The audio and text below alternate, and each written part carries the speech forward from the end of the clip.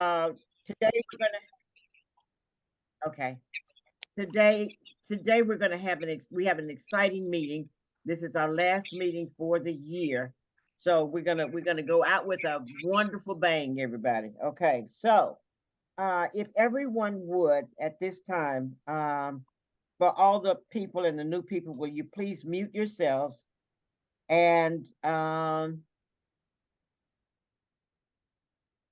if you're new, I'm sorry, if you're new to Necessary Trouble, would you please put your contact information in the chat so that we can follow up and get back in touch with you. And I apologize for my delay in getting on, but I had issues as well. So at this time, I would like to, if everyone has put their information in the chat, I want to turn it over to Becky, okay, for the agenda and to content for the meeting. Becky? Thank you, PJ. And PJ, can I just give a little shout out to the new folks that I know are here? Would that be all right if I just give them a little? So a big welcome to Manette Messenger. Welcome, welcome, Manette. Lovely to have you here.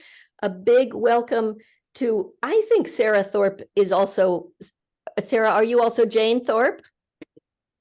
There's Jane Thorpe. Jane, welcome. Lovely to have you here. Really wonderful to have you here. Also, Dominique Cooper, I had given a little shout out before, who is running for office next year, and we'll be hearing more from her. And Sherilyn Bell, who it has been a minute since we've seen you, and it is so lovely to have you back. And Judy Jones, it has been a minute since we've seen you, and so lovely to have you back. So just really want to just really appreciate those folks joining us today. Let me go ahead and share my screen and set a little bit of the context and the agenda. And as always, if people would keep themselves muted and feel free to use the chat for questions, for comments, anything, you're welcome to anything you want to drop in the chat. You're very welcome to do that. So let me go ahead and get us started with the PowerPoint. As always, gratitude to Mary Lou McCloskey for doing the PowerPoint. By way of context, we just wanted to say a little bit about the election last Tuesday on the national level. And on the national level, the election last Tuesday was a very, very good day for Democrats. And to review some of the highlights, in Ohio, the right to abortion is now embedded in the state constitution. In Kentucky, voters reelected a Democrat for governor. In Virginia, the Dems now control the entire state legislature, and Republican Governor Youngkin, who thought he was going to get his state legislature in the hands of Republicans, was so cowed that he ended up withdrawing altogether from the Republican presidential race. In Pennsylvania, a Democrat was elected to the state Supreme Court, which now Dems hold a 5-2 majority in that court, which is really good. And in Rhode Island, a former Biden staffer became Rhode Island's first Black member of Congress. So very many, very, very important wins nationally. It was an extremely good day for Democrats. We are, as always, going to shift a little bit today and talk about Georgia, most particularly.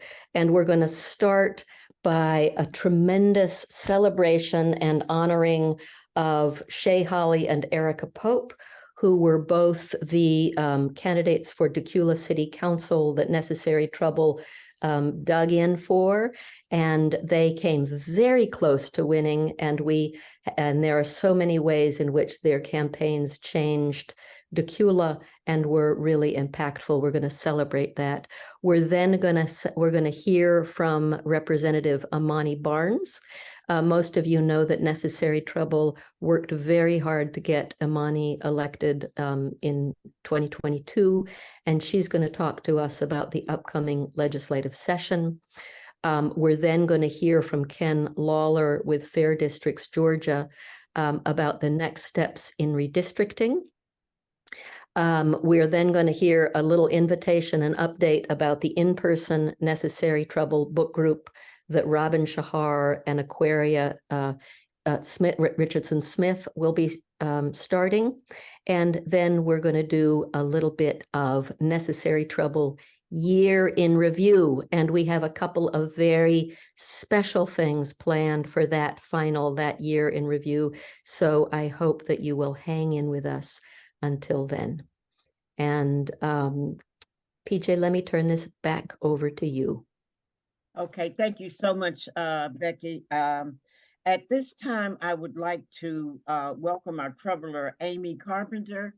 And Amy is going to introduce our first guest speakers for today, as well as that will be followed by a brief question and answer period session. Okay, so Amy?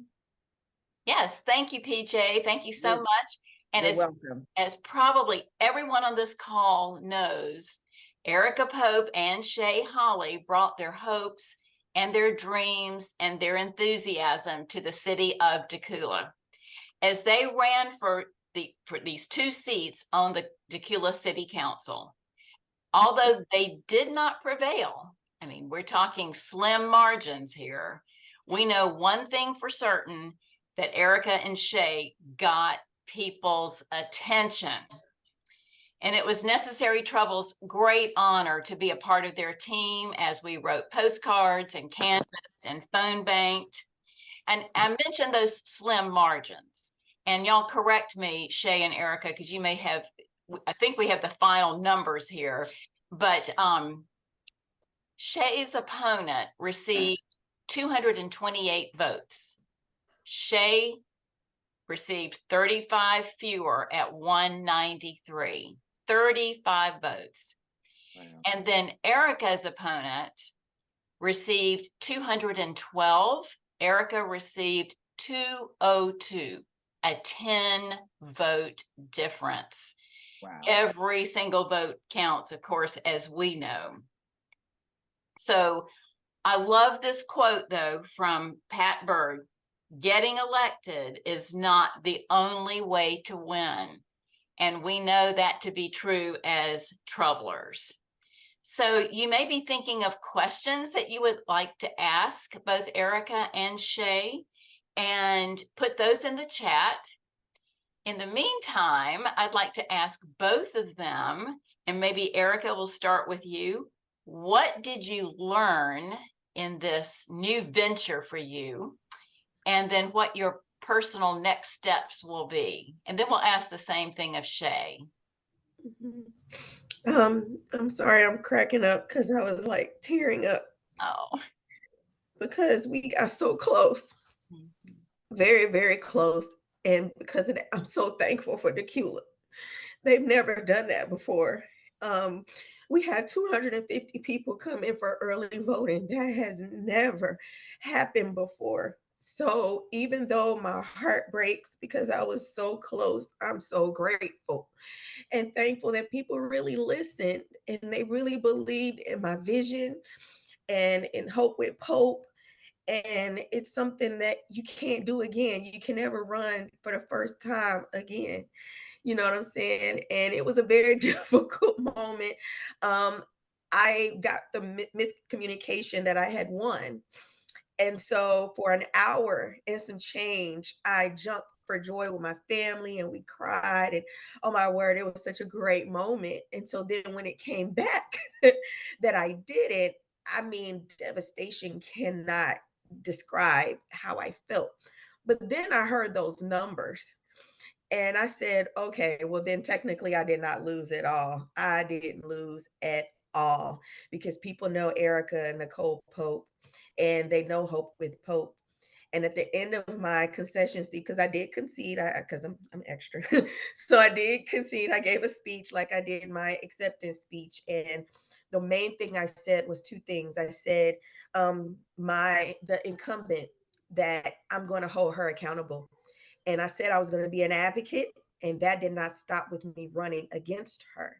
It just makes me put more pressure on her to stand in the gap for my people that I ran for. And I am going to hold her accountable and let her know that everybody in this community wants to know who she is and that she is responsible for that. And so that is something that I can't walk away from. And then finally, I, with tears in my eyes, I didn't know what I was going to say. And then something came to me and I said, well, mayor sounds better anyway. It just makes sense for me to, why start small when I know I can do this? And I'm so grateful for Necessary Trouble, because I know with y'all, there's nothing that I can do. So mayor just sounds cute. It just sounds cuter for me. And so I have 2 years to gather myself, to prepare myself, because it's gonna be hands-on. And most importantly, I have you guys. I've gained friends, I've gained support. Thank you to everybody who called me for the flowers. It's so great. I'm so grateful.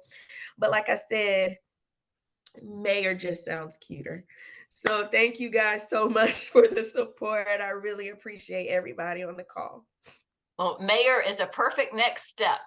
So, and in the chat, I'm sure you can read that what an inspiration you are. So just, it has been a phenomenal experience for both. Shay, what about you, and would you like to share? Erica, how are you? Good to see you here. I know we had a chance to powwow and chat, and thanks for those words. I know it was a very emotional night. I was up to about 3 o'clock that morning, just fielding calls, and you have people in 2 camps in terms of just trying to figure out, what happened. And for me, I guess leadership is also showing the right temperament, right? And trying to hold kind of a mellow mind state. And so, and when I say that because there were people that came to the appreciation day, who some were elected officials, some hold titles of attorney and so forth. And so, and then there are other people who are running in 2024 that I spoke to, a lot of people actually, and just different sides. And I had to maintain the right temperament just to let people know, not everyone wins on that first time. And with that, we'll proceed in trying to get the numbers in the future, ultimately. And so I have a coaching background, and I always tell my kids in terms of in basketball, right? Tell the kids a lot of times, that when you're playing a game, right? It's a 4-quarter game, and they're referees, and they have their own interests and so forth. But always maintain that, if you guys come out here in the first quarter, even second quarter, and you kind of, run the score, if you will, meaning the symbolism there is that if you get the numbers, you don't have to worry about the referees and what the referees are saying and their comments and things of that nature. So, that's what I was trying to tell a lot of my supporters, those from, far and wide. I had people who flew in from outside the state that came in, and they were here as well. So, if we focus on the numbers, whatever else is out there will be secondary. And so, I'm appreciative for you guys here at NT, Necessary Trouble, for your support. Yeah. I mean, you guys. That was from Holley, and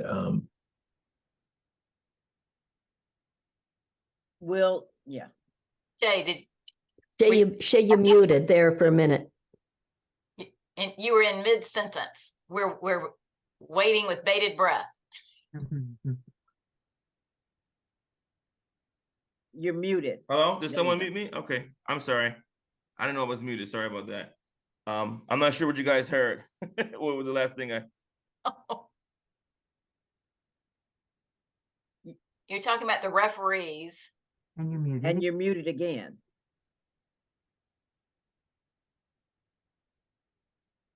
There's someone, yeah, someone's muting me, I think. So, yeah, I'm not sure what you guys hear, but yeah, but the referee part, I was just saying the analogy is that, you know, you focus on the numbers, right? Tell the kids a lot of times, focus on the numbers and getting the score high as possible. You know, there's no way you can lose the race, even if there are people, you know, trying to undermine and you know, bringing different, you know, things to the game. Just get the numbers up. And so in our case, we need to get the numbers up moving forward and focus on voters. I mean, we get, I think about 4,100 registered voters here in Dacula, less than 10% came out. And so all cycle year, that could be the reason.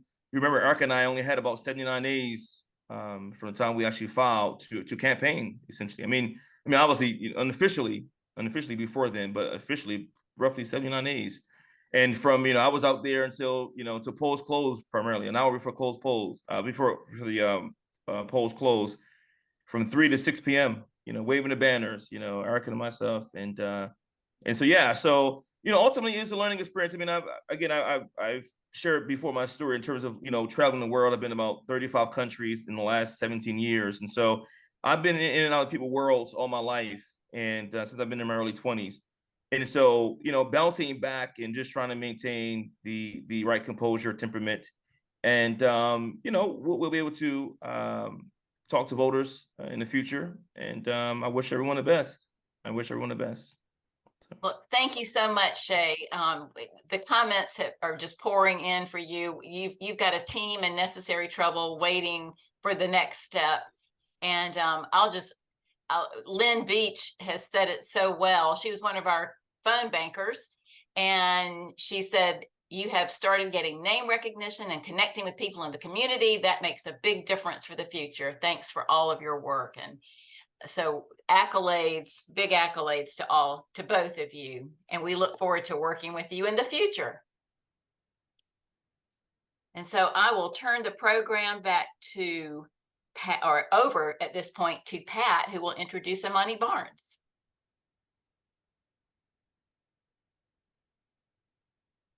Well, thank you. I was looking at the list and I'm not sure Imani is here yet. If I miss. Well, Not yet. We can Pat, talk could we- more about Erica and Shay. Why don't we talk some more about Erica and Shay? Right. Amy, One can thing I that float might a be question? interesting is Yeah, go ahead. Imani, I know Imani's not on, but Imani also started in one election, was not successful, and then ran for state legislature. So I just want to point that out to both of you, that she's a great example of how she, you know, got through the painful part and then got back up and went out there again. So thank you. Just want to say thank you myself to both of you. And we supported her both times, right? Absolutely. Amy, I have I a would question. This is Rosia. Is that okay? For Erica and for Shay, what did you find out of the many things that you did and were done to elect you? What did you decide was most effective?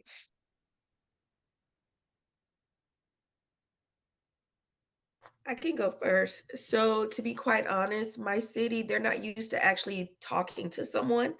They are not used to actually knowing who people look like and being engaged. So, honestly, I really believe that it was so much more than name recognition. It was more so having a presence and a connection.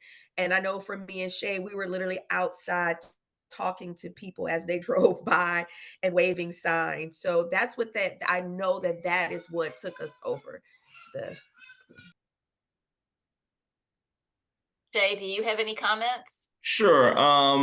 Yeah, I think it's the personal part, just going on doors, knocking to homeowners. And unfortunately, you know, I knocked them out maybe about 2,500 doors, and we did a few subdivisions a few times. But the unfortunate part, and the reason why I mentioned that is because I would say maybe 80% of that probably was more literature drops.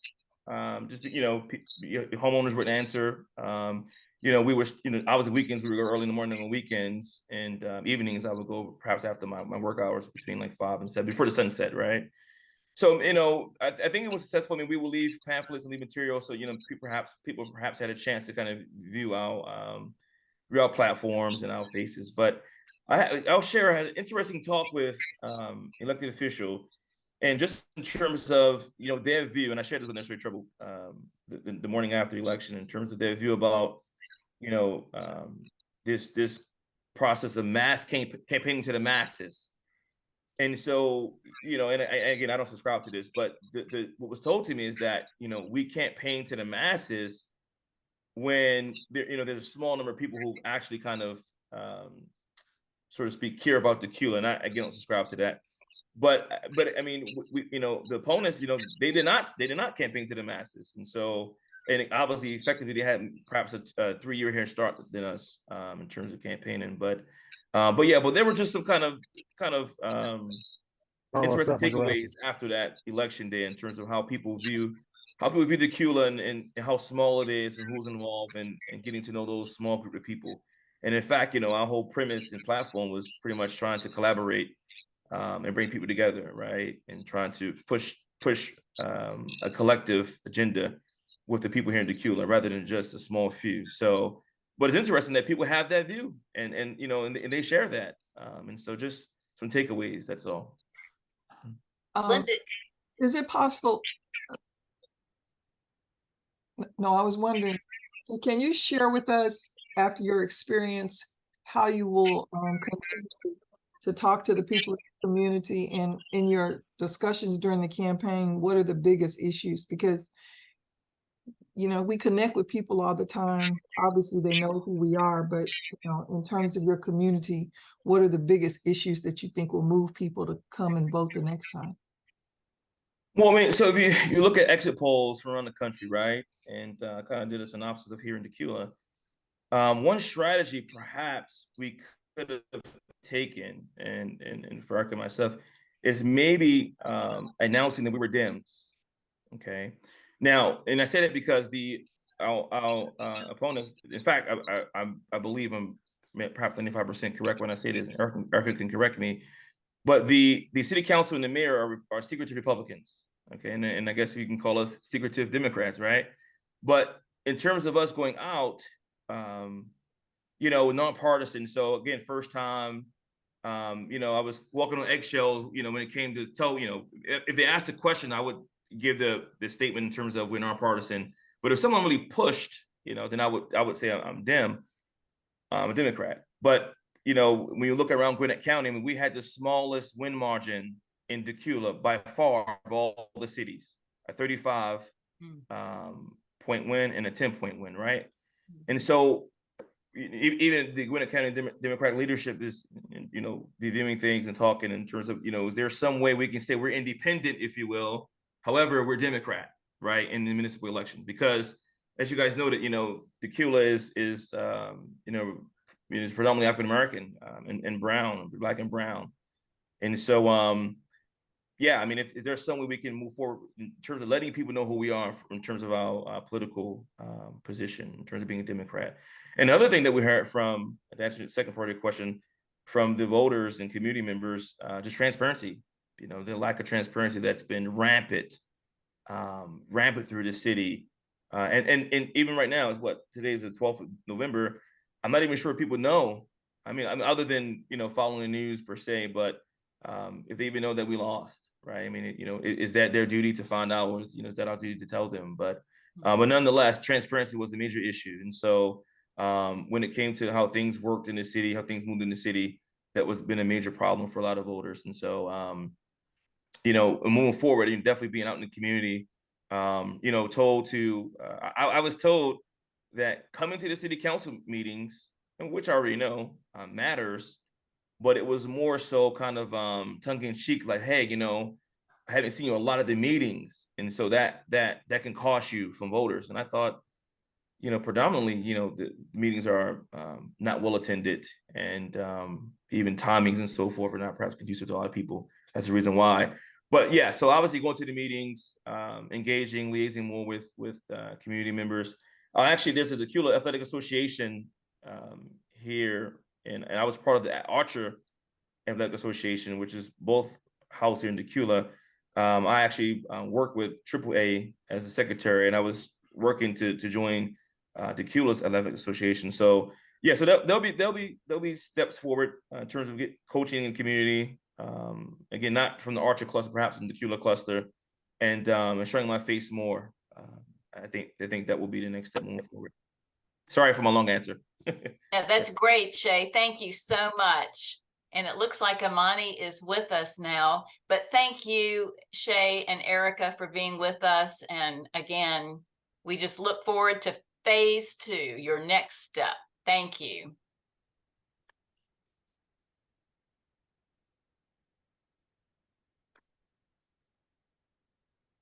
So Imani is with us, and we're ready to go to the next section of our program. One of the things that we need to remember about Imani is that, yes, we started with Imani when she was running for the city council in Tucker, and she lost that election.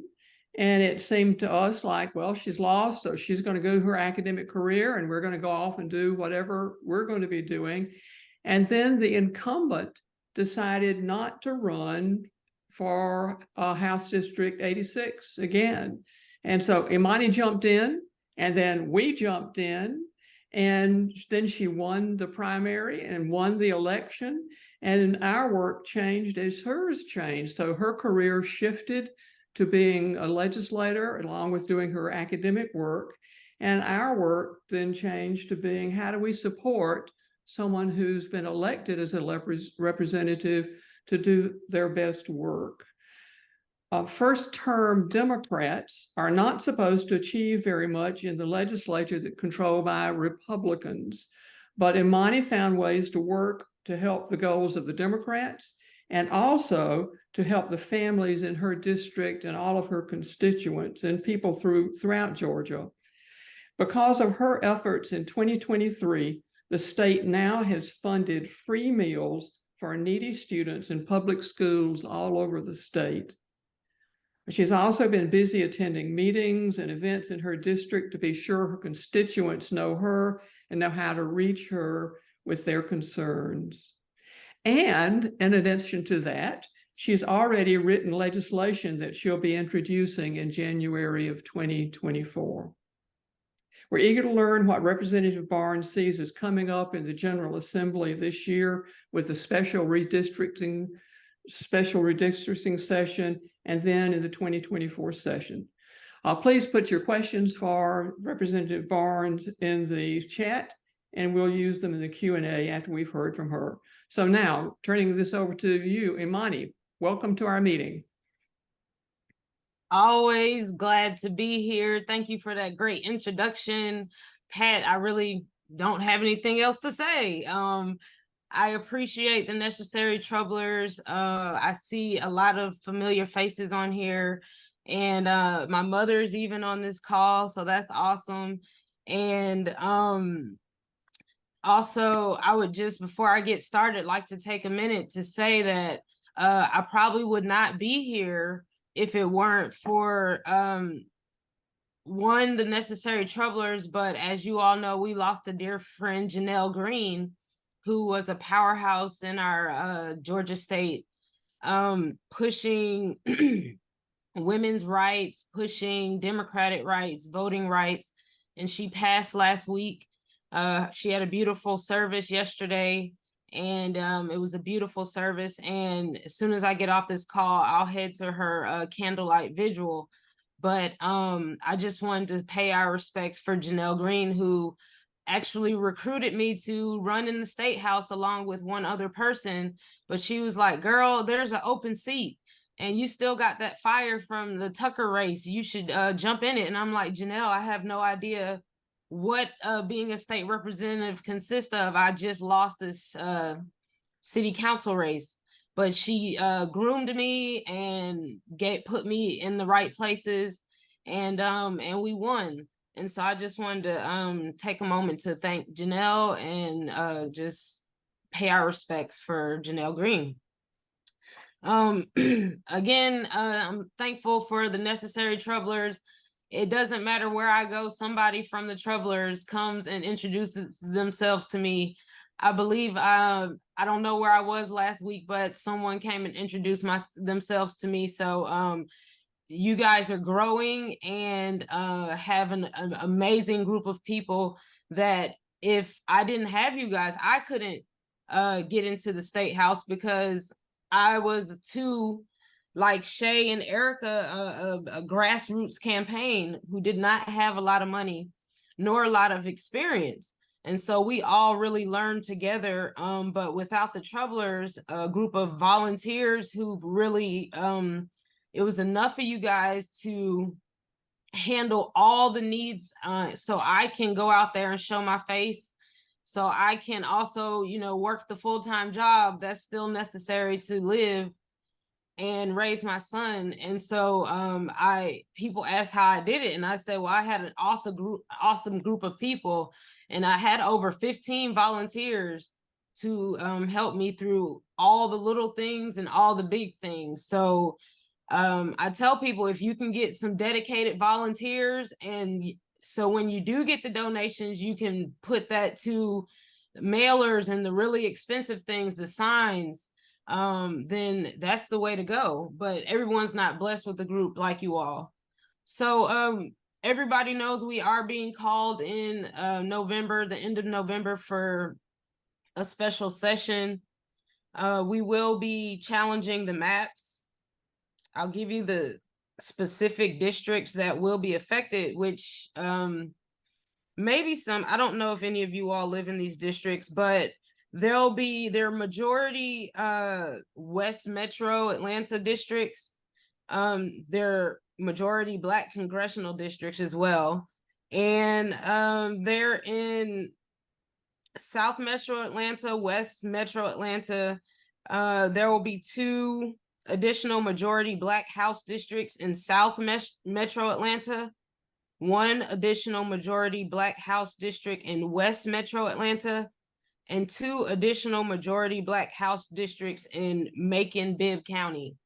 So we'll be going back on November 29th to vote on these maps.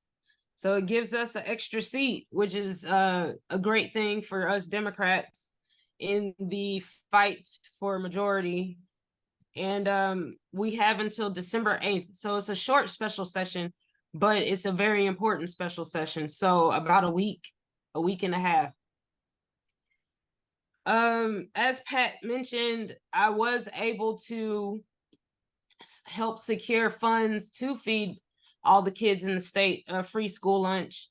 And I drafted a bill. It's called the Healthy Start Bill, HB 510.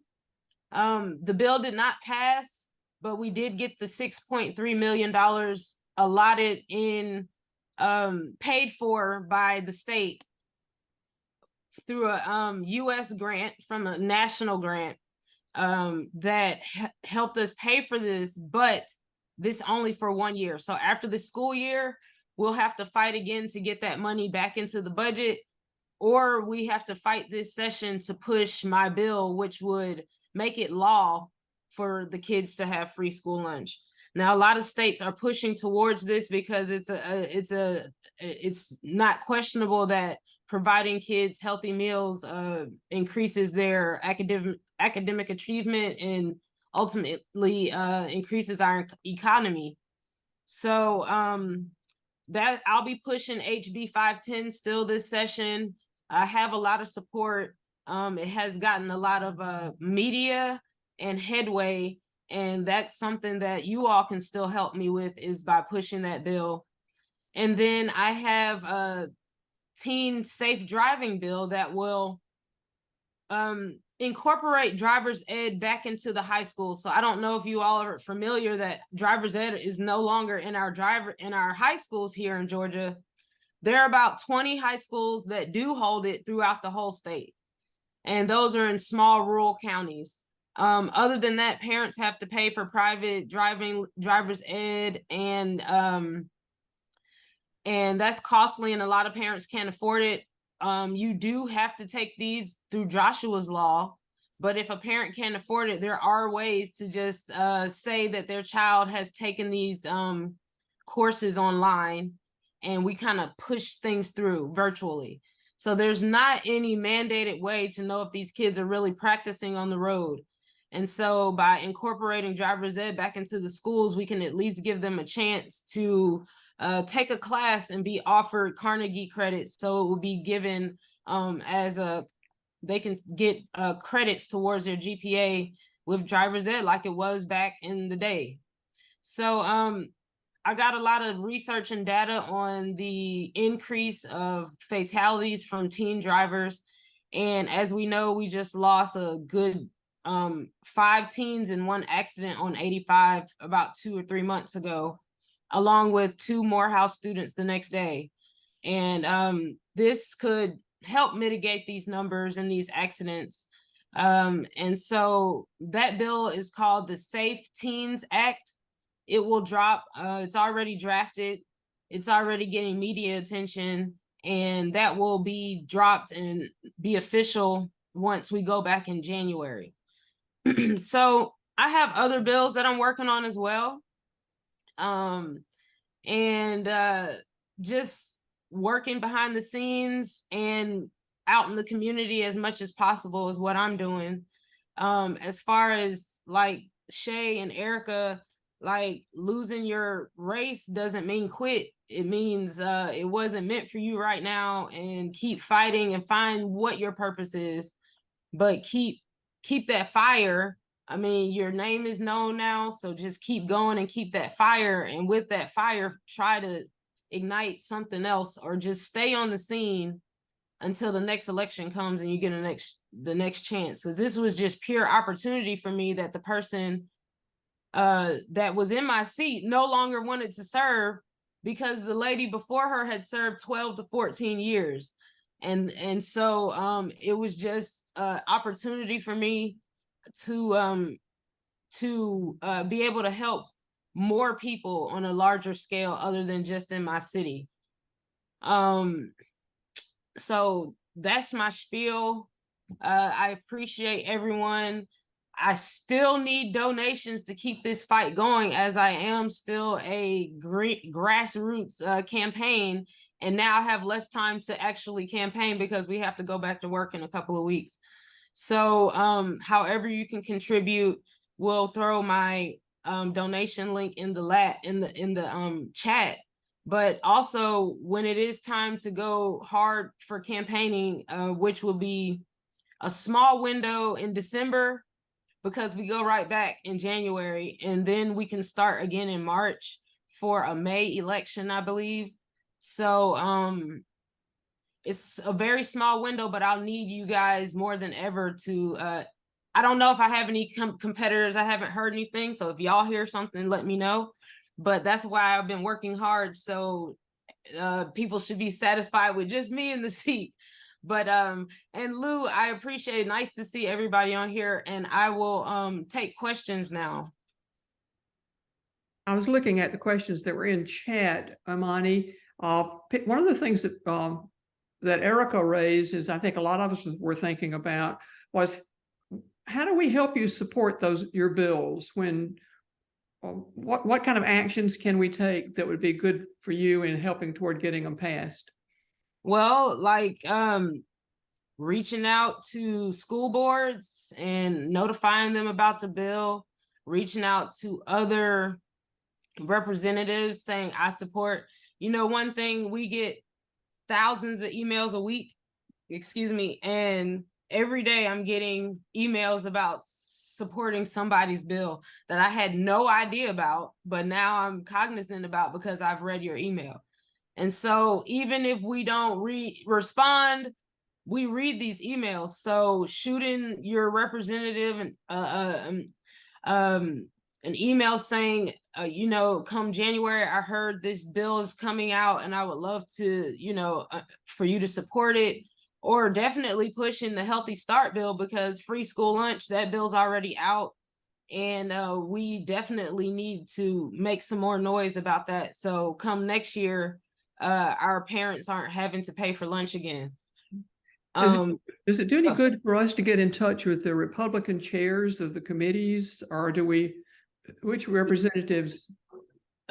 So those are the ones that pretty much make the big decisions. So, I haven't gotten a committee meeting. So, pushing maybe for a committee meeting or, but right now, just making them cognizant, because we won't get any committee meetings till January. So, I was looking at Karen Davenport was asking, how do you think the minority legislators with community support can push for a repeal of the SB 202 that allows anyone to question another voter's status? That is, anything that can be done about changing that legislation? The only thing I think can be done is writing legislation against it. Right now, we have the upper hand with this redistricting. We were blessed to be able to come back and vote on that. So hopefully we can continue to fight and try to repeal SB 202. There are a lot of representatives that's their main focus. And that is one of our focuses this session as well, is to continue to work against SB 202. That's one of the main things on our agenda this session. Thank you so much, Imani. We're all so proud of you and look forward to working for you. When things come along and you want us to support them, let us know and we'll get those emails cracking out for you. Yes, and thank you. And then also my newsletter. So if you are not receiving my newsletter, that is a great way to stay informed on the things that I'm doing. And we can also put that link in the chat and you can just sign up for that and begin to get my newsletter. And thank you again for this platform. And Shay and Erica, keep pushing. Don't go ahead and, take it in that you lost, but find a way to keep going. So I appreciate y'all. Thank you so much, Imani. We're really proud of you. We look forward to working with you in the future. Thank you. And now I'll turn things over to Mary Lou, who's going to introduce Ken Lawler.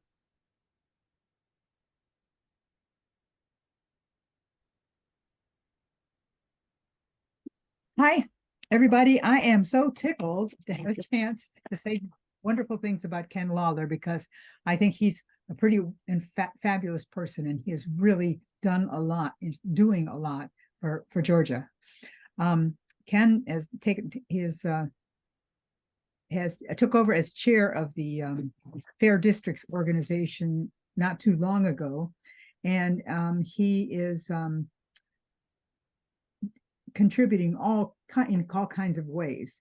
He became chair in 2021. He is was already involved in the organization's research into the 20-year history of gerrymandering, which, if you haven't seen, is pretty fascinating. I think might have been briefly presented at Necessary Trouble. He's also advocated for reform with state legislature and Georgia congressional delegation. As chair of Fair Districts, he focuses on the group's research efforts, and he has a tremendous background from his previous profession in research and really can contribute a lot to what's happened with. He also was integral in getting our partnership with the Princeton project, the Princeton gerrymandering project, that helped us to have on the spot evaluation of the maps that were being proposed. And I hope we're doing something like that at this next session. We've developed our capacity to do that. Ken sometimes advocates for reform with other organizations and for government reform. Like he's has his own blog that you can learn all about it. It's called www.ourimperfectunion.org. Ken's been involved with other groups that focus on bipartisanship in Congress and in reducing the toxic impact of money in politics. Wonderful causes, all. Ken has started his involvement in political causes following a 39-year career as an IBM consultant and executive with deep experience in offering development business consulting and strategies. So he has wonderful wisdom that he's brought to Fair Districts, Georgia.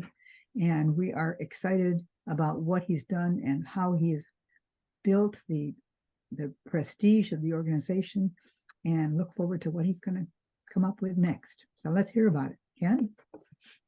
Well, thank you, Mary Lou. I figure I have to make my bio a little shorter here. It's sounding too impressive, actually. But I want to say it's good to be back here in what I consider to be the birthplace of Fair Districts, Georgia.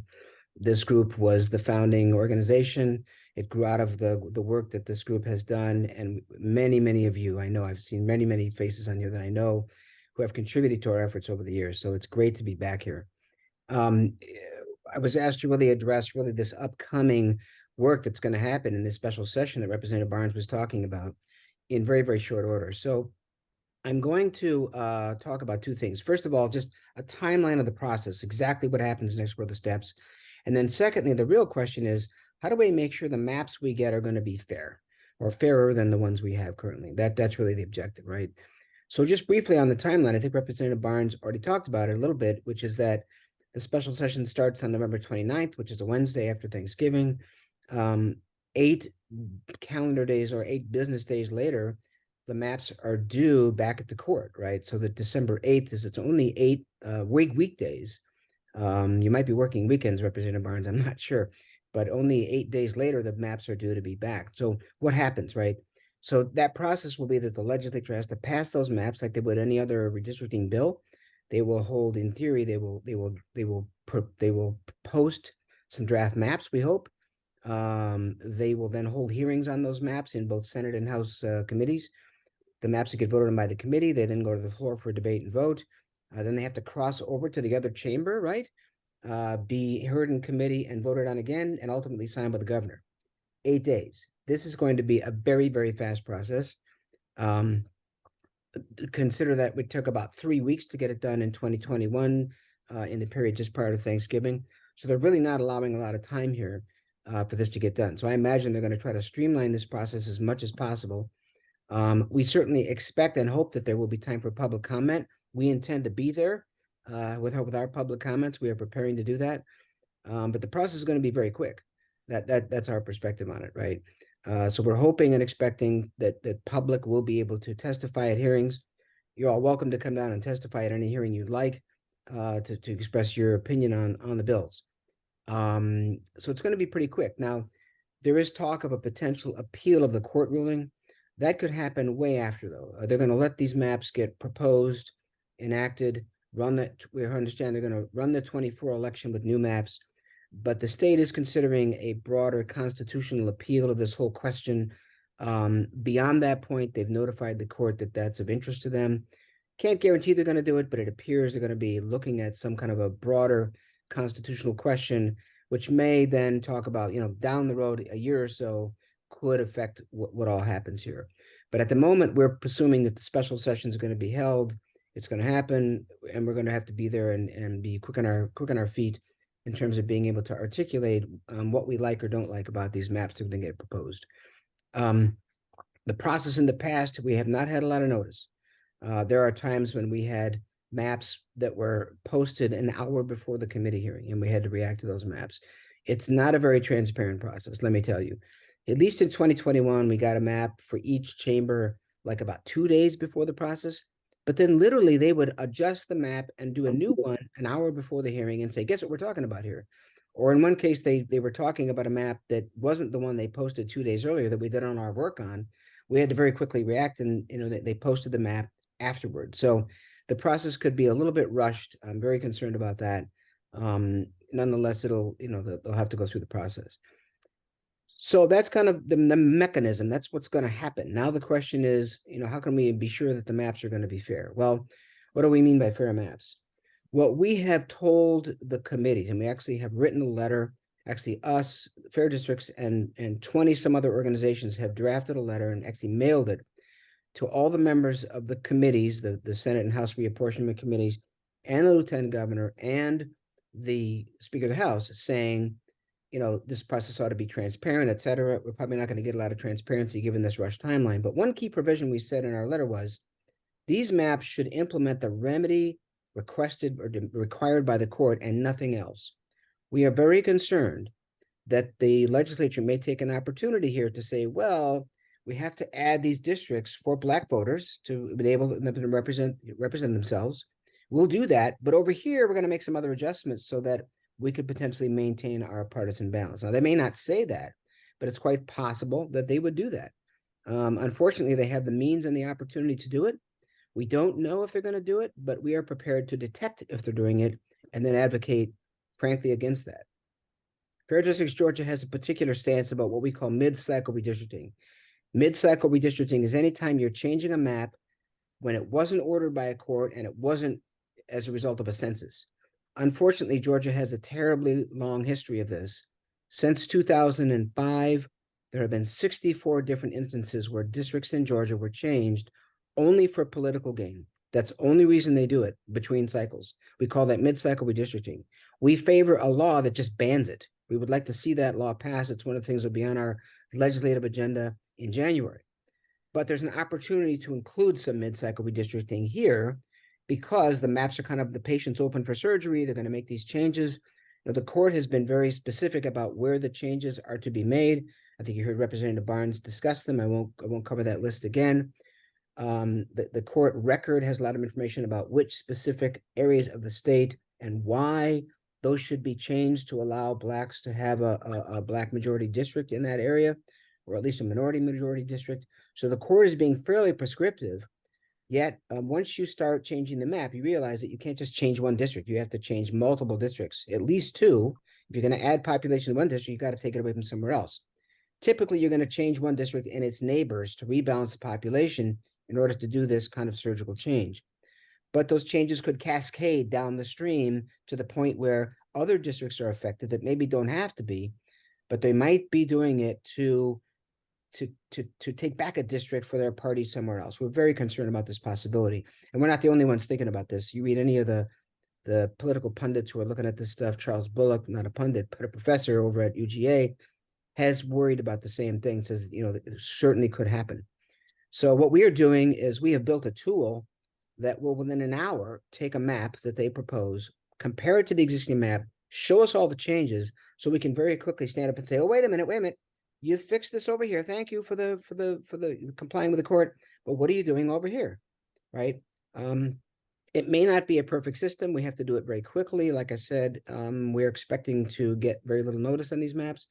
So our advocacy is going to be around, does the map remedy the problem the court mentioned? Certainly the plaintiffs in the case are going to have their say on it as well, the court will. But we're going to very quickly look and see, does the map implement a new Black majority district in these areas that were required by the court? And then B, what else does the map do? And are there any other changes we should say, don't do that? You should not be messing around with those other areas of the state. It's not necessary and it was not ordered by the court. Unfortunately, those changes would be legal. Our view on this is that the court, it's not a matter for the court to deal with the partisan gerrymandering. They're going to check and see, did the Black majority districts that they ordered get implemented? If there's other changes that are not relevant to that, I don't think the court is going to weigh in on that. I guess I shouldn't say whether the court will or won't, but it would be out of scope of the case to say, well, okay, you fixed this, but you broke something else, basically. I think that would be not a question that's under the court. To me, that's the public, that's our job as citizens to say, wait a minute, hold on, we don't like these other changes, and here's what we think you're doing and why we don't want those changes to occur. So we are gearing up to be able to do that very quickly. Our tools are in development right now. We may or may not have help from Princeton Group again on scoring these maps. We're not quite sure how that's going to work out yet. We've had some meetings about that, but we are prepared on our own to try to very quickly detect what's going on and be clear advocates for fairness in this case. So our view of fair again is you remedied what the court told you to remedy. You did not make any other unnecessary changes that are for any other partisan purpose on either side of the aisle. We don't want to see either party saying, hey, since the map is open, can you help me over here? No, that should be off limits. We think it should be permanently off limits, but certainly off limits in this particular session. So that is kind of our advocacy. If I could say, if there's one thing that you could do now, you could help us express that point of view to the chairs of the committee to any of your representatives and senators who would be involved in either the debate or if they're on the committee, tell them this should be a surgical exercise to fix the remedy, or excuse me, fix the problem, and not include any other changes that are not necessary. And that we will be watching. So that's the one thing you could advocate for today, and just echo the letter that we wrote that basically makes that key point.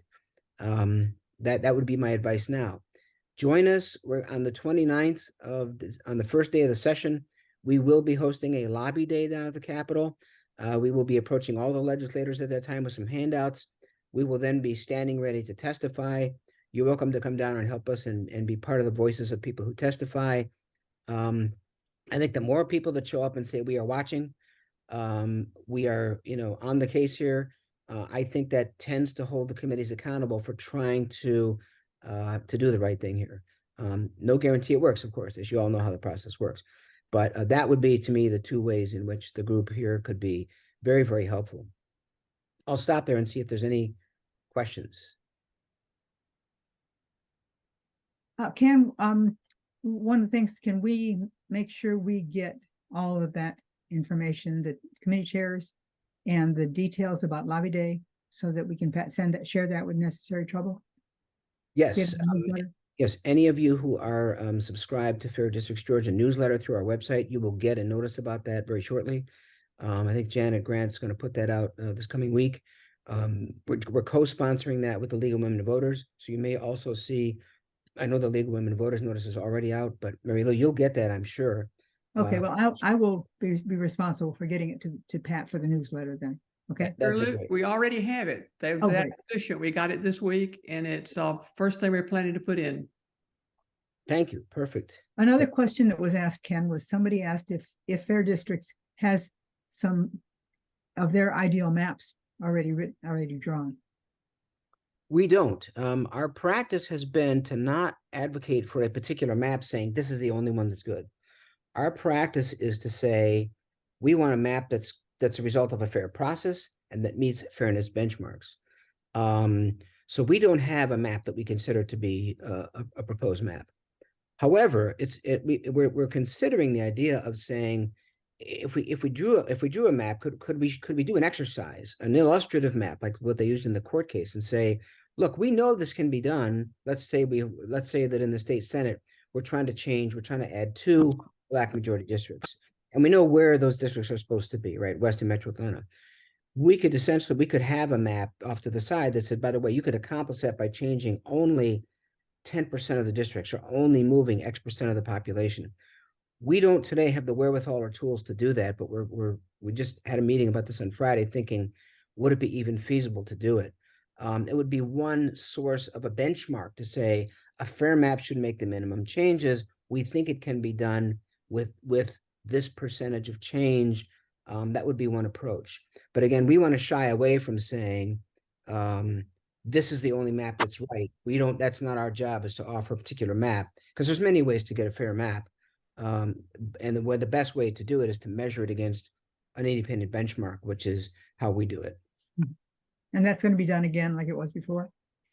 Well, the benchmark right now is going to be this question of change, right? Did you implement the remedy, and are you making changes outside the bounds of that? We're considering whether the Princeton score can be redone quickly. Princeton is not set up as they were in 2021 when they were doing this across the country. So their resources are a lot thinner than they were 2 years ago. But we've had some discussions around that to see if we could potentially do that. I can't speak to that right now. We're going to be talking about this week. You'll see it at the board meeting, Mary Lou. Any other questions from anyone else? I haven't been looking at the chat, so I was not watching. But I think I picked out most of them from there. Okay. Okay. I think we're good. Thank you, Ken. Very informative, very exciting, and Fair Districts is going to make it happen right, we hope. Well, I just want to share with you one piece of perspective. This is the most important court case for fair maps that we've had in 2 decades. The last one was 2004, when the court undid the very bad Democratic partisan gerrymander that was done after the 2001 census. So this is a big deal. It's a milestone on the journey to free and fair elections, which is really what this is all about, right? You know, voting procedures, maps, it all rolls into what we consider free and fair elections. This is the biggest case we've had, the biggest step forward the courts have offered us. We need to get it right. So thanks to everybody here for all that you've done to support us. And you're welcome to come down and be a part of our lobby day and be there either testifying or watching. The more people watching, I think the committees do pay attention to the fact that we are watching what's going on. Well, thanks again. You're welcome. Okay, and I'm turning it over to PJ.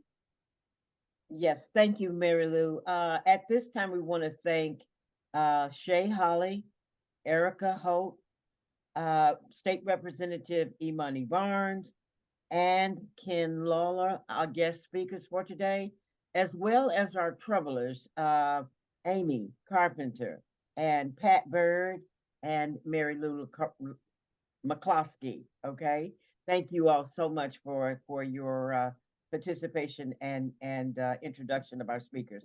At this time, I would like to call on Aquaria and Robin to announce an in-person event that will kick off the coming year. And it is in response to what you all said, that you wanted more personal interaction time. So at this time, Robin and Aquaria, or who's going to, Robin? Hi, everyone. I'm Robin Shahar, and unfortunately, Aquaria Richardson-Smith could not be here today. She's not feeling well.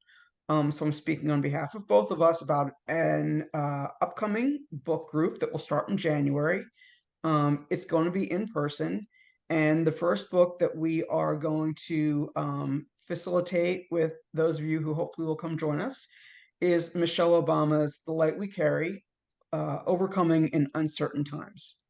And having read the book, I got a lot out of it, and I thought a lot about Necessary Trouble and how we continue to keep marching forward in these uncertain and sometimes very scary times. So it seems very apropos to what we do and what we stand for. The meeting will be, or the gathering will be Sunday, January 21st from 2:30 to 4:30 at Eagle Eye Books, which is an independent bookstore at the corner of Claremont and North Decatur.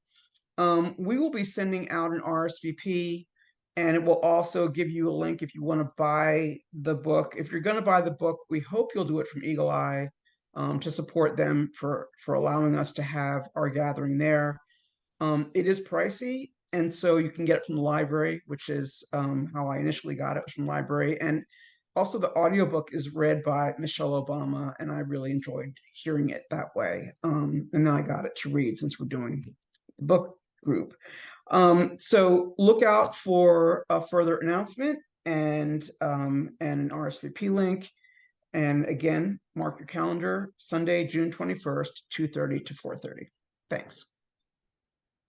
Okay, thank you so much, Robin, for that information. As you all know, this is our last monthly. Excuse me, did she say June 21st? She did. I'm sorry, January. I January. apologize. I did, and I am confused. January 21st. Thank you. Okay. Like I was saying, this is our last meeting for 2023.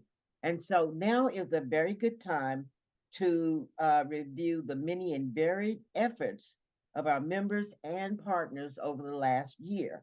So at this time, I would like to ask Becky to lead the review. Becky?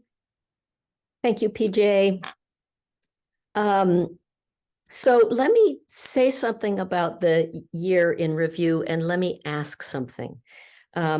Necessary Trouble, one of, to me,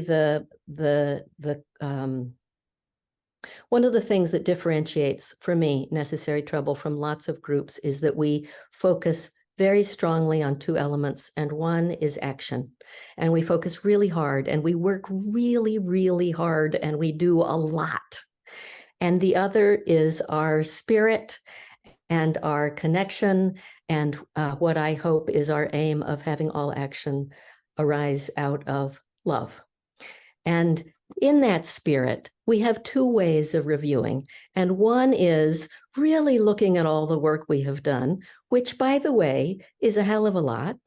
And the other is something that more captures the spirit of what we've done. And I want to make sure that people have the bandwidth to hear about the actions in the last 12 months. Would you, if you are up for this, okay, I'm thinking it's about 10 minutes to really go over all, even maybe 15, to really look at the things we have done. But I don't want to lose you because of everything that we have done. The spirit that we'll go over at the end is the most important. Do you have the bandwidth to do this? You've been hearing a lot. Yes? Okay. You got it. All right. Just checking. So in that case, I am going to share my screen and we are going to start by 10 or 15 minutes of review. And we're really looking at the last 13 months. Let me go ahead and do this. Okay. So November 22nd, so we're going to go from last year, November, to this year, November. And we're going to talk about this in terms of the categories of work that Necessary Trouble has done. And the first big chunk have been the candidate support that we have offered during 4 main elections.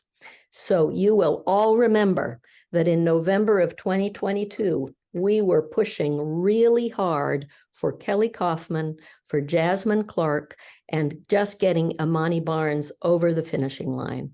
We canvassed, we postcarded, we texted, we made phone calls, we fundraised, we did yard signs and sign waving.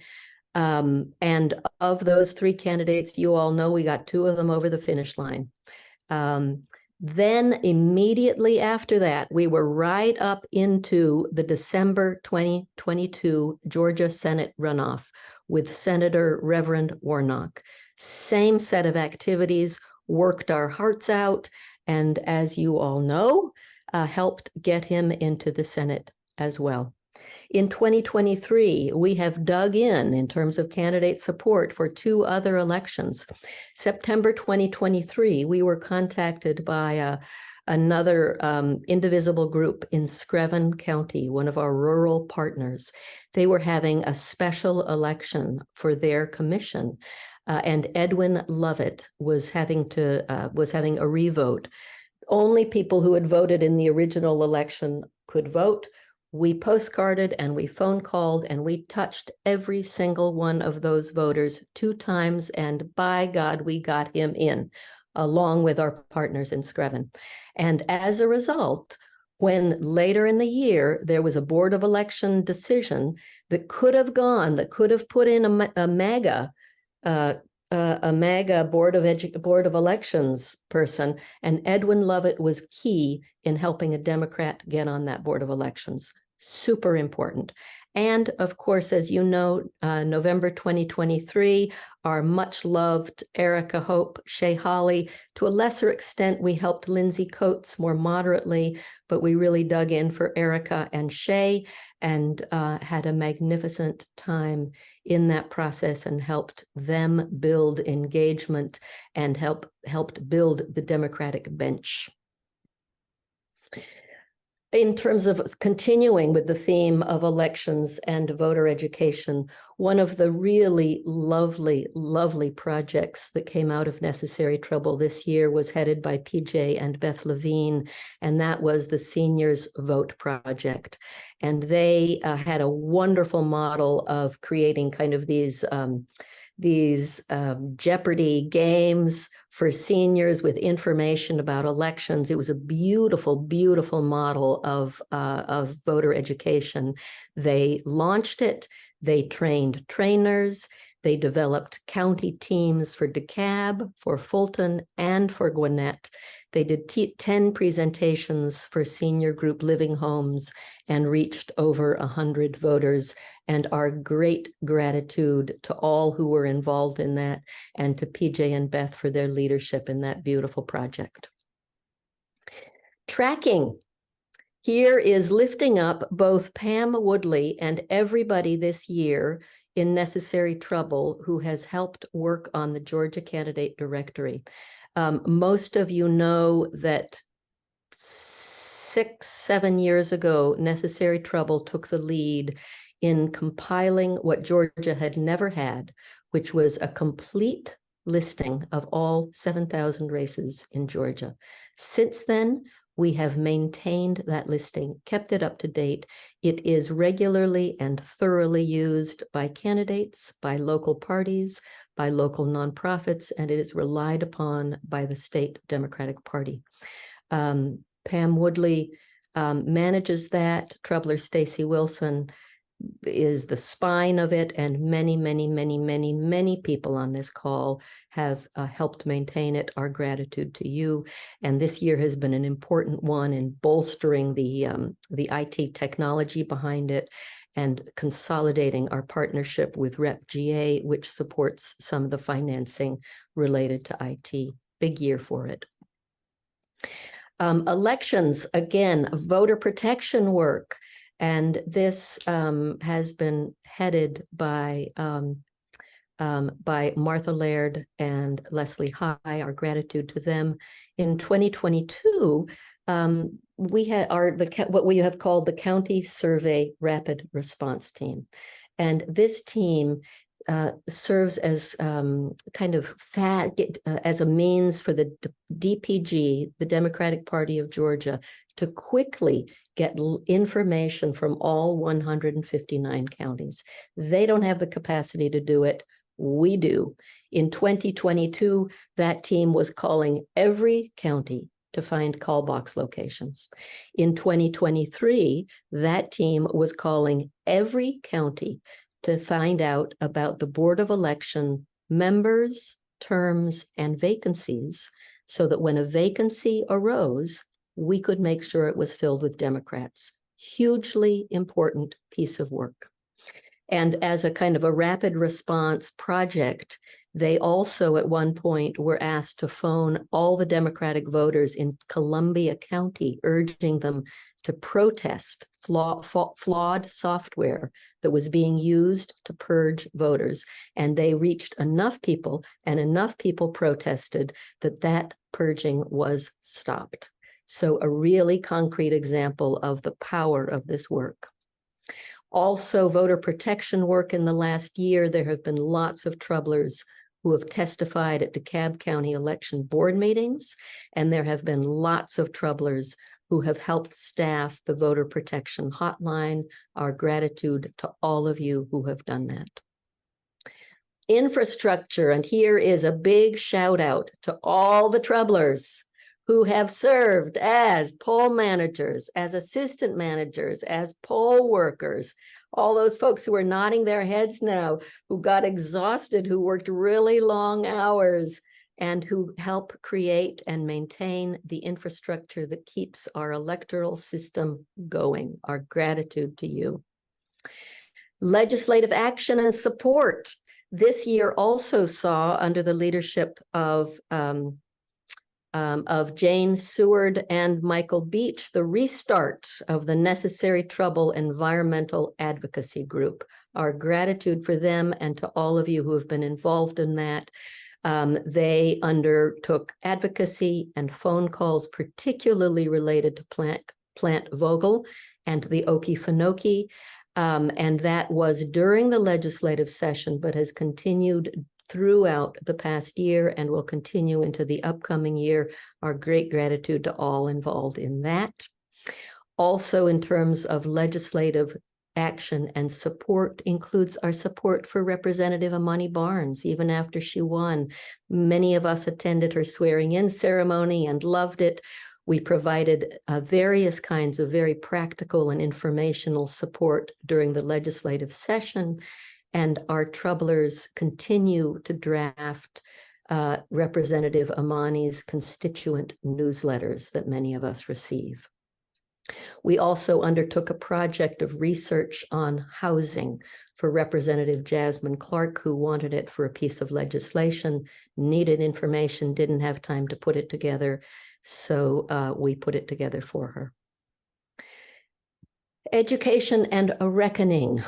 we had an extremely powerful trip as a necessary trouble to the National Memorial for Peace and Justice and the Legacy Museum in Montgomery, Alabama. The trip was led by Troubler Ted Golden. Ted, I know you're on here today. Our gratitude to you and 2 other extraordinary civil rights educators who facilitated, who not only led us through the museum and the memorial, but facilitated profoundly impactful discussions of Kingian nonviolence and our responses to the memorial and museum. And I know I speak for all of us who say that we were each, I think, forever changed by that journey. And we have a commitment to go back. And it was a transformative and powerful experience. Troubler work with partners, Necessary Trouble and the Democratic Party of Georgia. Whatever they need, we end up doing. And we have been referred to as the sweatshop of the Democratic Party of Georgia, but I kind of take that as a compliment. So we have done all manners of things for them. We have also worked hand in glove with the DeKalb Dems, helping them with voter registration, with GeoTV sign placement, and with getting accurate election information out via social media. We also have a great overlap with Fair District Georgia and work hand in glove with them as well, sharing many members, including among their leadership team. We work also very closely with Rep GA, specifically through the candidate directory, Necessary Trouble and Congregation Beit Havarim's Ending Mass Incarceration Committee are partners. Necessary Trouble also has partnered with the Georgia Justice Project this year on the Metro Reentry Project. And finally, other great work. Troublers on this call work hard for El Refugio, Team Libertad, Fair Fight, New Georgia Project, Global Village, Lifeline, and many, many more. So that is just a sample of what Necessary Trouble has done. So can we just give great appreciation to all the troublers who have worked so hard this year. And just especially, I want to thank those folks who have kind of stepped up and taken on leadership roles. In addition to the ones I've already mentioned, a shout out to Tara Doyle for handling the canvassing for Shay and Erica. Gratitude to Amy Carpenter for handling the municipal phone calling, to Jane Hudson for handling other phone calling efforts during the course of the year, for Kate King for leadership in her postcarding, for Pat Bird for her leadership in the texting, for Pam Wishay and Pam Woodley, who have been the leaders in the electoral work, and on and on and on and on. So huge, big gratitude. And what I would love to do now is to shift to what I hope also captures some of the heart and spirit and love of Necessary Trouble. And I want to say something, because what I'm about to show you is a photo slideshow. And I also want to say we do not have photographs of all troublers, and it breaks my heart. So if you do not see your photograph on there, know that in the upcoming year, we are coming to find you and take your photograph, and we'll put you in the next one. And in the meantime, if you would trust and assume that you are represented and loved and held in symbol there, okay? And let me go ahead and show this. It's about a 5-minute photo slideshow with music. And so I'm glad Michelle Truxillo has joined us, because she will appreciate this song, because she sang us a version of this song. So I'm hoping that it will be familiar to you. Let me go ahead and share it.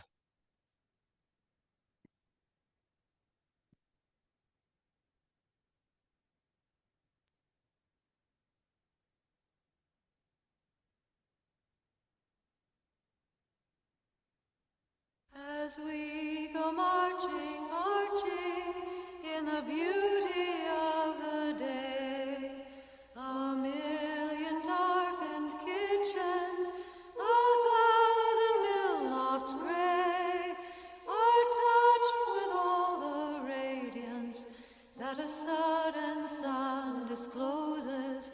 For the people hear us singing, bread and roses, bread and roses. As we go marching, marching, we battle too for men, for they are women's children, and we mother them again. Our life shall not be sweated from birth until life closes. Hearts starve as well as bodies. Give us bread, but give us roses.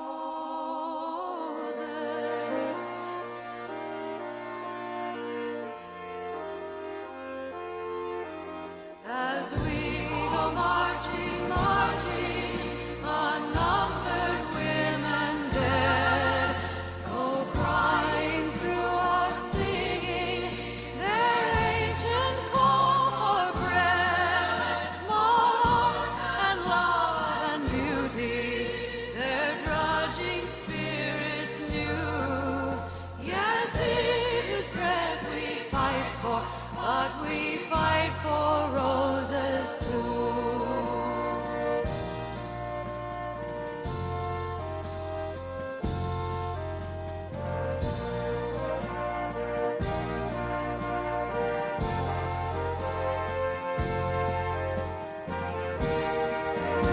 As we go marching, marching, we bring the graver days. The rising of the women means the rising of the race. No more the drudge and idler tend that toil where one reposes, but a sharing of life's glories. Bread and roses, bread and roses.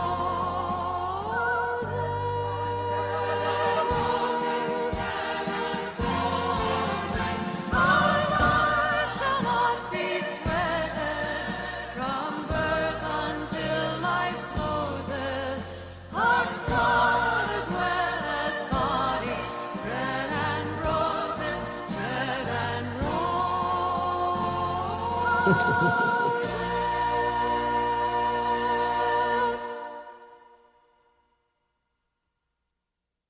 As we go marching, marching in the beauty of the day, a million darkened kitchens, 1,000 mill lofts gray, are touched with all the radiance that a sudden sun discloses.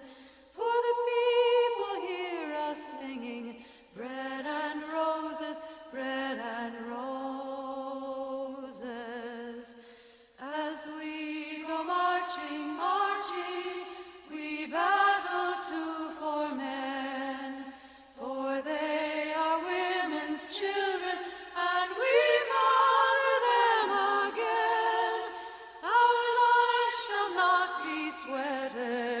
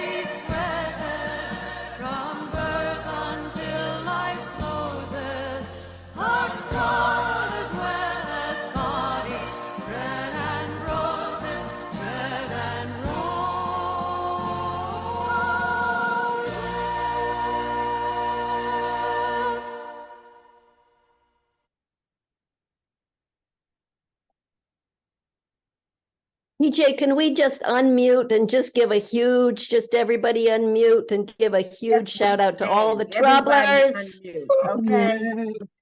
Yes. And for you, Yeah. Becky, for Thank you, guys. Thank you. okay? Thank you for all the work, guys. Great work. Yes, yes, Very nice. yes, yes. Big year, big year, big year. And a big hand, you guys, for the little engine that could. Necessary. All right, that's us. That's us. Absolutely right. Amazing. Yeah. Absolutely. And that was a That- beautiful video. It just brought tears to my eyes. It was wonderful. Oh, thank you, Made Marion. me weep. Thank you. Sweet, sweet. And it always feels, it feels like those have been our two pillars from the very beginning, is working our hearts out and all from love, right? All from love, all from love, all from love, all from love. Thank you all. are an inspiration. You Yes. capture both of absolutely. those. Thank Oh, you yeah. so much. Yeah, yeah, totally. So at this time, Becky, do you have anything else? That's all I got, PJ. Okay, great, great, great. I mean, how do you come behind that? I guess you do it like this.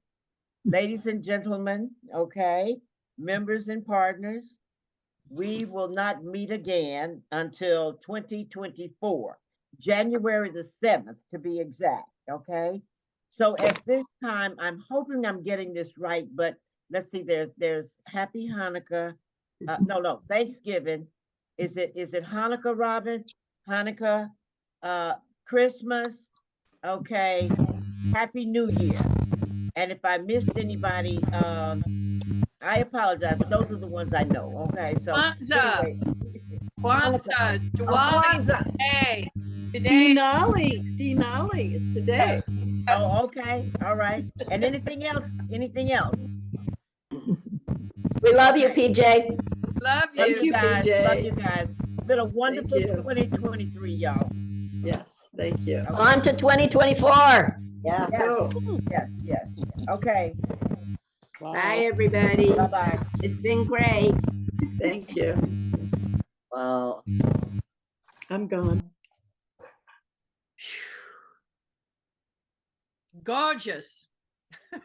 Sweet, wasn't it? Oh, who put that Wow, together, Becky? That was cheers. incredible. It was me and Pat. It was a combined Incredible the So way y'all good. did it. Sweet, and it's sweet. I was so Yeah. glad people stayed on. I was so worried that after all the speakers, people would be worn out and would give up before the end.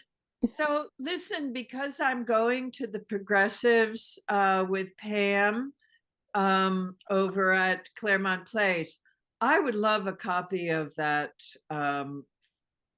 We Yeah. can get it for you. In fact, Pat was going to put it on YouTube so that it could be a link. So it Awesome. might be easier. Awesome. Great. Thank you. Beautiful. Love you all. Sweet. That was We just- should carry this around to other Should groups. Oh, it's sweet. It's sweet, Viola. Viola, one of the people that we need to get a photograph of. Oh, well, you see me up here. I know. But I really think, I mean this, we should have it, we should advertise this a little bit because it shows what, a small group can do. A small group apparently can do a hell of a lot. Well, with leadership like yours That's and right. Pat's and all the other ones, Yeah. we were lucky that we have that. But it's amazing, and it should be inspiring others for sure. So thank you. It was lovely. Viola, Incredible. thank you. Thank you. Thank you. And Viola, where are you? You're someplace that's frozen outside. Not quite, but I'm in North Carolina still. Okay. So Okay. I'm so glad we Okay. do this over Zoom. I really am I kn- because I'm far Yeah, away. I a lot, know. so. I But know. I can We text, right, Pat? appreciate. We appreciate, yes, Viola texts up one side and down the other from North Carolina. We appreciate you being able to stay connected, Viola. That's really important. Okay, thank you all. So I'm going to I hope talk we to can you all do it about in the person. possibility of a field trip to a much closer place, which is this Praise House that's been built on North Decatur Road. And Charlene might be willing to come and talk to us about this project that she's doing with Praise Houses. So I'll Oh, be in touch. lovely, Yeah, it's wonderful. lovely, lovely, lovely, lovely, lovely. Yeah. Yeah. We're And on- Tara, really, Tara, so much gratitude to you for carrying that canvassing. It was a I'm big very job and you glad did I it so did it, and I'm sorry I beautifully. couldn't introduce them today, but Amy did a spectacular. Amy did a great job and they stayed the whole time. It was lovely Yeah, to they have them, did. wasn't it? And I loved that they were still on when Imani came on so she could encourage them about not giving up. Yes, that was nice. It was a good sequence. Yeah, it was. To help Nicely them all. planned. Yeah. Nicely planned. All Very right. Love everybody. Loved everybody. Thank you so much. Have a safe holiday season and Yes. stay Yes, Viola. stay well. Good to see you. Good to see you, Pat. Stay well. You too now. Thanks for Happy everything. Thanksgiving. Same to you all.